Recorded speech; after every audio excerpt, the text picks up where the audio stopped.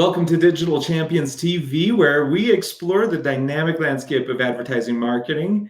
I'm Greg Kirkham, and today we're joined by Christian Eichou, the CEO of b2bscale based in Laval, Quebec.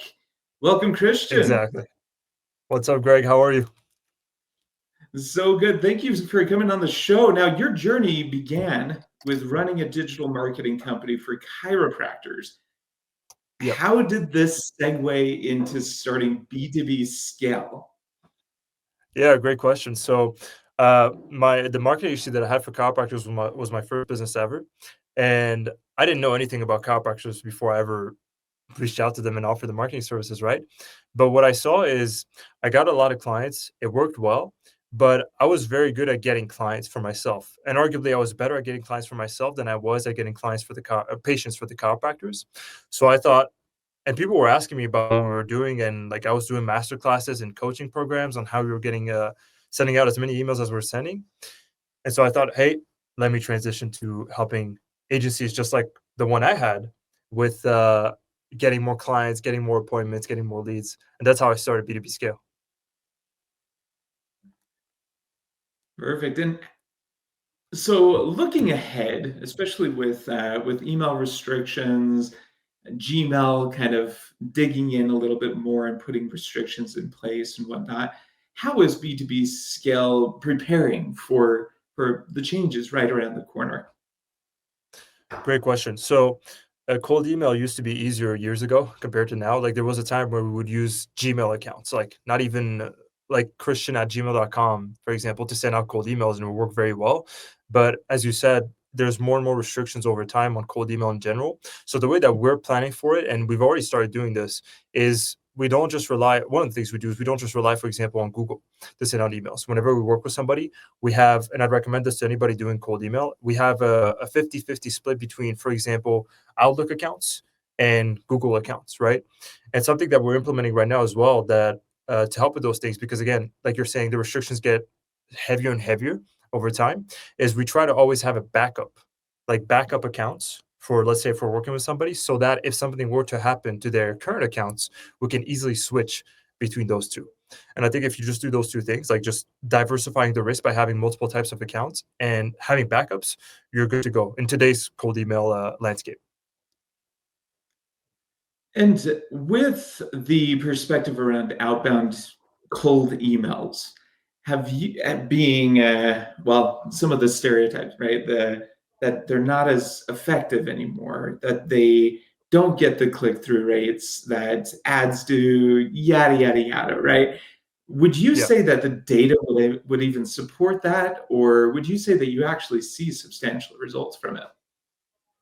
I mean, we still see substantial results from it. If you ask me, hey, was it more powerful a year, 2 years, 3 years ago? I would say it depends on the market, right? Because if I'm sending emails to a local business, as an example, offering marketing services, a lot of people do that. And over the years, there's more and more people doing it. So in the case of that specific scenario, then I would agree. Sending cold emails to those people, it is getting harder and harder. There are things you can do to help with that, which I'll talk about in a second. But I'll give you a separate example. If I go and I email, and I actually did this, like for example, private equity firms, to offer them, for example, to raise capital, right? That's not something that they get emailed about very often. So when we do a campaign like that, it does incredibly well. And if you're doing a campaign where, again, you're emailing someone that already gets emailed a lot, and they're already getting pitched that offer a lot, the one that you're pitching, then yes, your performance is going to go down. And I think the key to that, and I would recommend doing this regardless, is really innovating on your offer. And also something we're working with right now is like using AI, right? Using AI personalization to really make your email stand out, because they're getting emails from all these other people. It's all the same.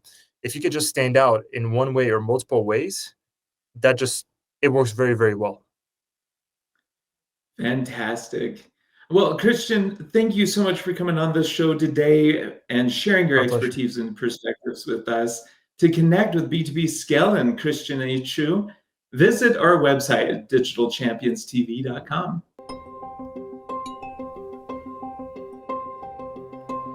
We're working with agencies to be able to scale them and grow them and provide them services that would cost them way more than it would for them to do it themselves.